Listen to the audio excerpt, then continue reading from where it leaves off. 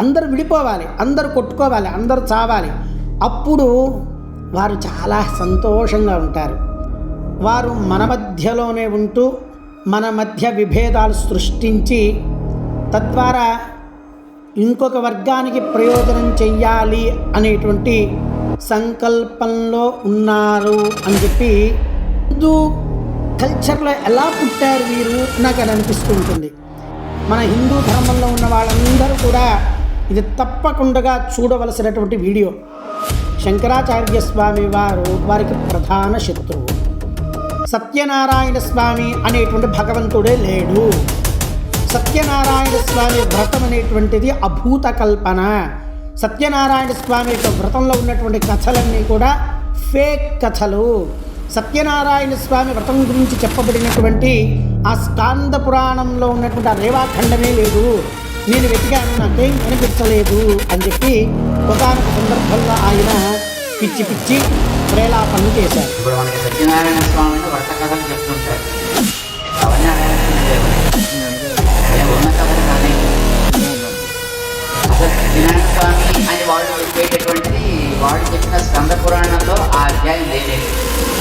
సత్యనారాయణం దేవం వందేహం కామదం ప్రభుం లీలయా వితతం విశ్వం ఏన తస్మై నమో నమః. జై శ్రీరామ్. నేను మీ లలితకృష్ణ శాస్త్రిని. నేను చాలా కాలంగా శ్రీ శ్రీ శ్రీ త్రిదండి రామానుజ చిన్నజీయర్ స్వామి వారు మన హిందూ దేవతల మీద, సంప్రదాయాలపైన, మన ఆచారాలపైన, వేదములపైన ఇట్లా వారు చేస్తున్నటువంటి, వారి శిష్యులు చేస్తున్నటువంటి తప్పుడు ప్రచారాలను ఖండిస్తూ శాస్త్ర ప్రమాణంగా నిరూపణ చేస్తూ వస్తున్నాను. ఎందుకనంటే వారు మన మధ్యలోనే ఉంటూ మన మధ్య విభేదాలు సృష్టించి తద్వారా ఇంకొక వర్గానికి ప్రయోజనం చెయ్యాలి అనేటువంటి సంకల్పంలో ఉన్నారు అని చెప్పి అనేక మంది అనుకుంటూ ఉన్నారు. ఎందుకంటే మనకి మనం విభజన జరిగితే ఇంకొకడు ఎంటర్ అవ్వడానికి ఈజీగా ఉంటుంది కదా. తద్వారా వారు అనేక రకాలుగా ప్రయత్నం చేశారు, చేస్తూ ఉన్నారు, ఇంకా ముందు కూడా చేస్తారు. వారి ప్రయత్నాలలో భాగంగా ఏదైతే శివ కేశవ అభేద సంప్రదాయం అనేటువంటిది ఉన్నదో మొట్టమొదటిగా ఈ సంప్రదాయాన్ని విచ్ఛిన్నం చేయాలి. శివుడు వేరు, విష్ణువు వేరు అనేటువంటి ఒక కాన్సెప్ట్ తీసుకొచ్చి తద్వారా వీళ్ళు విడిపోతే తన పని సుగమం అవుతుంది అని చెప్పి వారు భావిస్తున్నట్టుగా ఉన్నారు. అట్లా అద్వైత సంప్రదాయాన్ని ప్రతిపాదించి ఉన్నటువంటి వేదములను, ఉపనిషత్తులను, భగవద్గీతను ఇటువంటి మహోత్కృష్టమైనటువంటి గ్రంథములన్నిటినీ అందరికీ అందించి వాటంతటికీ కూడా భాష్యాన్ని రచించినటువంటి శంకరాచార్య స్వామి వారికి ప్రధాన శత్రువు. ఎందుకంటే శంకరులు ఏం చెప్పారు? అందరూ ఒకటే అని చెప్పారు. అది వారికి నచ్చట్లేదు. అందరూ ఒకటిగా ఉంటే వారికి నచ్చదు కదా. అందరూ విడిపోవాలి, అందరూ కొట్టుకోవాలి, అందరూ చావాలి. అప్పుడు వారు చాలా సంతోషంగా ఉంటారు. మన తెలుగులో కొన్ని సామెతలు ఉంటాయి. ఇల్లు తగలబడి ఒకడు ఏడుస్తున్నాడంటే చుట్ట అంటించుకోవడానికి నిప్పు లేదని ఒకడు ఏడ్చాడట. అదేవిధంగా మనందరం కూడా కొట్టుకుంటూ ఉంటే ఆనందపడేటువంటి రకమైనటువంటి భావం కలిగిన వాళ్ళలాగా ఉన్నారు అని బయట వాళ్ళందరూ కూడా అనుకుంటున్నారు. అందుకని వారు చెప్పినటువంటి మాటలన్నిటినీ కూడా సప్రమాణంగా ఖండిస్తూ వస్తూ ఉన్నాము. దాంట్లో భాగంగా ఈ రోజున మరొక విషయాన్ని మీ ముందుకు తీసుకురావడం జరుగుతున్నది.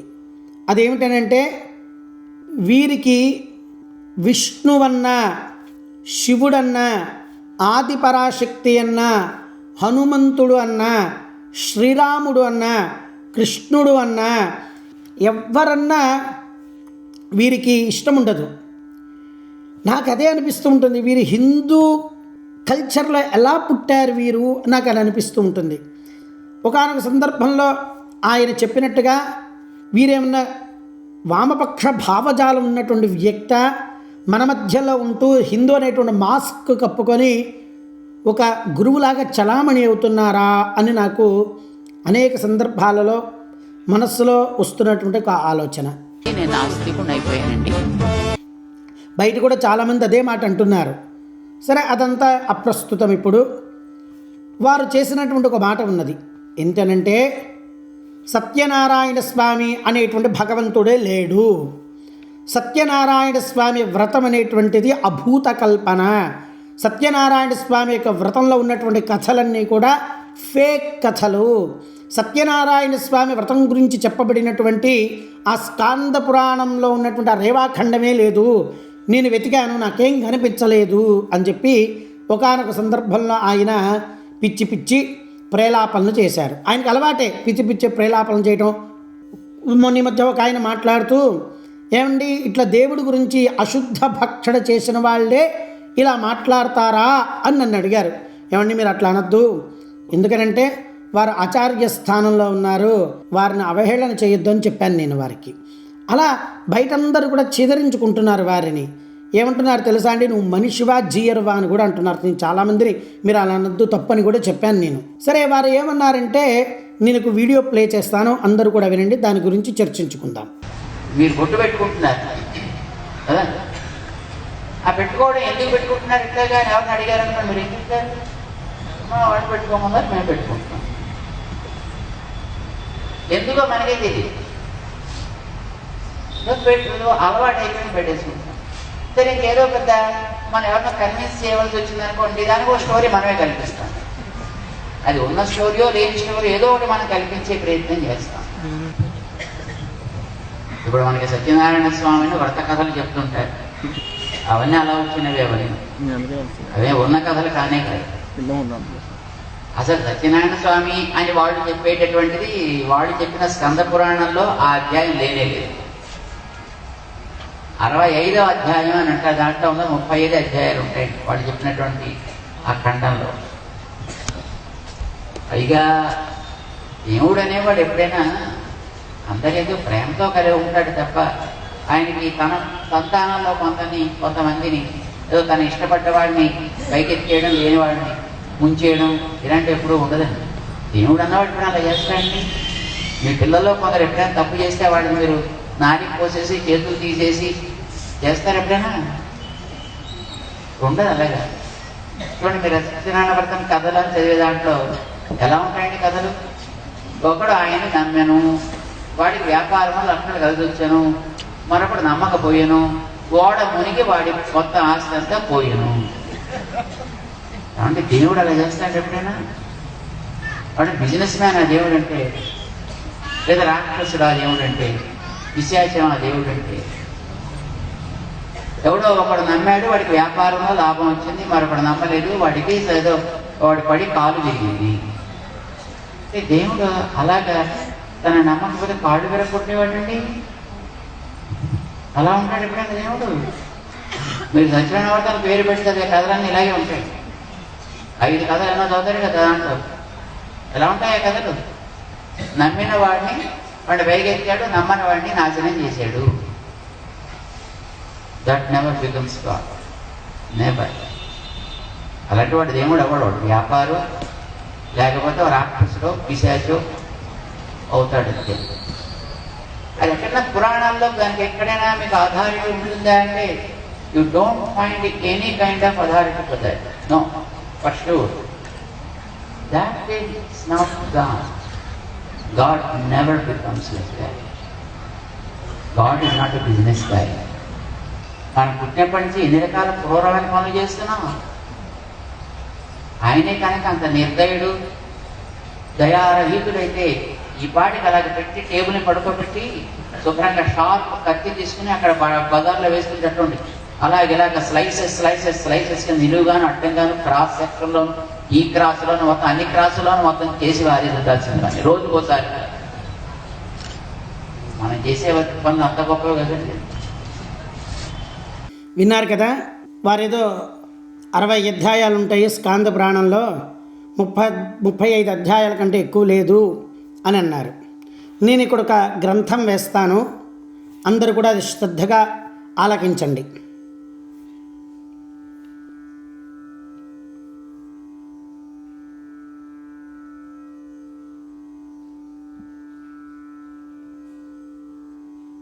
చూశారు కదా ఈ గ్రంథం, ఇది స్కాంద పురాణం గ్రంథం, ఇది పార్ట్ 5. దీంట్లో అన్ని అధ్యాయాలు ఉన్నాయో చూడండి. 236 అధ్యాయాలు ఉన్నాయి. 236 అధ్యాయాలు ఎన్ని పేజీలు ఉన్నాయండి? 1136 పేజీలు ఉన్నాయండి. ఇది జూమ్ చేసి చూడండి, నేను చూపించడానికి ప్రయత్నిస్తాను. 233వ అధ్యాయంలో రేవాఖండంలో స్కాంద పురాణంలో సత్యనారాయణ విప్ర సస్వాద వర్ణనం అని క్లియర్గా సత్యనారాయణ స్వామి యొక్క వ్రతం గురించి రేవాఖండంలో స్కాంద పురాణంలో. ఏమనాలండి వీరిని? నాలుగు చీరేస్తారా, చేతులు నరికేస్తారా? సత్యనారాయణ స్వామి అట్లాంటి వాడా అండి? దేవుడు అనేటువంటి వాడు అట్లా ఉంటాడా అని చెప్పి ఎంత చులకన భావనగా మాట్లాడాడండి ఈయన. భగవంతుడి గురించి అలా మాట్లాడటానికి నోరు ఎలా వస్తుందండి? నాకు అనిపిస్తుంది ఏమనంటే, బయట వ్యక్తి అశుద్ధం తినేవాళ్ళే ఇలా మాట్లాడతారు అని అన్నాను కదా, అది నిజమేమో అని అప్పుడప్పుడు అనిపిస్తుంటుంది. కాదు వారు ఆచార్యులు కదా, అలా ఎందుకంటారు అని చెప్పి నా మనస్సుని నేను తమాయించుకుంటూ ఉంటాను ఎప్పటికప్పుడు. సత్యనారాయణ స్వామి యొక్క వ్రతం మీద మాట్లాడేటువంటి ఆ భావము, ఆ భాష ఏమిటంటే అసలు మీరు నిజమైనటువంటి హిందువా, లేకపోతే మీరు వామపక్ష భావజాలం ఉన్నటువంటి వ్యక్తా? మీరు హిందూ దేవతలు ఎందుకు టార్గెట్ చేస్తున్నారు మీరు? సత్యనారాయణ స్వామి వ్రతం అనేటువంటిది అది పరమ పూజ్యమైనటువంటి వ్రతం. అది ప్రతి వ్యక్తి, పిల్లాడి పుట్టిన, ఉపనయనం జరిగిన, వివాహం చేసుకున్న, నూతన గృహప్రవేశం చేసుకున్న వారి యొక్క దినచర్యలో భాగంగా వారి ఇంట్లో ఏ శుభకార్యక్రమం జరిగినా సత్యనారాయణ స్వామి యొక్క వ్రతాన్ని ఆచరిస్తూ వస్తారు మన హిందూ సమాజం అంతా కూడా. నాట్ ఓన్లీ తెలుగు రాష్ట్రాలు, మీరు కర్ణాటకలో చూస్తే అక్కడ సత్యనారాయణ స్వామి వ్రతం అంగరంగ వైభవోపేతంగా చేసుకుంటారు. ఆంధ్రాలోను తెలంగాణలోను చాలా అంగరంగ వైభవంగా చేసుకుంటారు. అదే మీరు ఒరిస్సాకు వెళ్తే చాలా గొప్పగా చేసుకుంటారు. మహారాష్ట్ర వెళ్తే, నార్త్ వెళ్తే సత్యనారాయణ స్వామి యొక్క వ్రతాన్ని చాలా అద్భుతంగా జరుపుకుంటారు. భారతదేశం యొక్క హృదయం సత్యనారాయణ స్వామి వ్రతం అనేటువంటిది. అటువంటి హృదయాన్ని ముక్కలు చేయడానికి మీ మనస్సు ఎలా వచ్చిందండి? అసలు మీరు ఏం మాట్లాడుతున్నారో సోయిలో ఉండి మాట్లాడుతున్నారా? నేను మాట్లాడితే మీ శిష్యగణం అంతా కూడా ఆయన గురించి ఎందుకు అలా మాట్లాడావు, ఆయన మహానుభావుడు, పూజ్యులు, కుబేరులు, నానావిధ సంపన్నులు, కేవలం హరిభక్తులు, వారు విష్ణువులు అని చెప్పి రకరకాలుగా మాట్లాడుతూ ఉంటారు. అటువంటి మీరు ఇటువంటి హీనాతిహీనమైనటువంటి భాష మీ నోటి నుండి ఎలా వస్తుందండి? మీరు ఆచార్య స్థానంలో ఉన్నా అంటున్నారు కదా. న కర్మణాన ప్రజయ ధనేన త్యాగే నైకే అమృతత్వమానశు పరేణన కన్నిహితం గుహాయాం బిభ్రాచ దేతద్యతయో విశంతి అని సన్యాస ధర్మం గురించి చెప్పేటువంటి గొప్ప మంత్రం. ఆ గొప్ప మంత్రాలలో ఏం చెప్తారో తెలుసా? తెలుసుకోండి. మీకు తలెక్కిపోతే ఎవడో ఒకడు ఉంటాడు కదా మీ పక్కన శిష్యుడు, చదువుకున్నవాడు, వాడిని కూర్చోబెట్టి నేర్పించుకోండి. సన్యాసి అనేటువంటి వాడు నిత్యము సమాధి స్థితిలో ఉండాలి, భగవంతుడు ధ్యానం చేస్తూ ఉండాలి, మోక్షాన్ని ఎలా పొందాలని ఆలోచించాలి. అన్ని త్యజించిన వాడే సన్యాసి, అన్ని వదిలిపెట్టేయాలి. భవబంధములు ఉండకూడదు, రాగద్వేషాలు ఉండకూడదు. అంతటా ఉన్నది ఆ పరమాత్మే, విష్ణువే, ఆ అంతటా ఉన్నది ఆ శివుడే, అంతటా ఉన్నది ఆ శక్తి, అంతటా ఉన్నది ఒక్కటే అని ధ్యానం చేయాలి. అలా ఉండాలి సన్యాసి అంటే. సన్యాసి అనే పదానికే అర్థం తెలియకుండా జీవిస్తున్నారండి మీరు. సన్యాసి లక్షణాలు తెలుసా అసలు మీకు? నేను చెప్పమంటారా? సన్యాసం షడ్విధానం అని ఉన్నది, అది చదువుకోండి. నారద పరివ్రాజకోపనిషత్తులో సన్యాస ధర్మ నిర్ణయ అనేటువంటి గ్రంథంలో ఉన్నది. నేను మాట్లాడితేనేమో ఈయన గట్టిగా అరుస్తాడు, గట్టిగా మాట్లాడతాడు. ఈయనకి చిన్నజీర స్వామి వారంటే కోపము, ఆయన వ్యక్తిగత దూషణలు చేస్తారంటుంటారు. మీరేం చేస్తున్నారండి? నేను గృహస్థుణ్ణి, ఏదో ఉప్పు కారం తింటూ ఉంటాను, నా దేవతలంటే నాకు కోపం వస్తుంది, రక్తం మరుగుతుంది. మీరు సన్యాసులు కదా, మీరు ఎంతో సత్వగుణ ప్రధానంగా ఉండాలి. అట్లాంటి మీరే ఒక దేవతల గురించి హీనంగా నీచంగా మాట్లాడుతుంటే మా కోపం రాదా? సత్యనారాయణ స్వామి వ్రతాన్ని ప్రపంచమంతా ఆబాల గోపాలం సత్యనారాయణ స్వామికి వ్రతం చేసుకుంటూ ఆరాధన చేస్తూ భగవంతుడికి అనుగ్రహాన్ని పొందుతూ ఉంటారు. అటువంటి సత్యనారాయణ స్వామికి వ్రతం లేదు అని చెప్పి ఎంత చులకనగా మాట్లాడతారండి. వాళ్ళందరి హృదయములను, వారందరి యొక్క భావాలను మీరు కించపరిచినట్టు కాదా?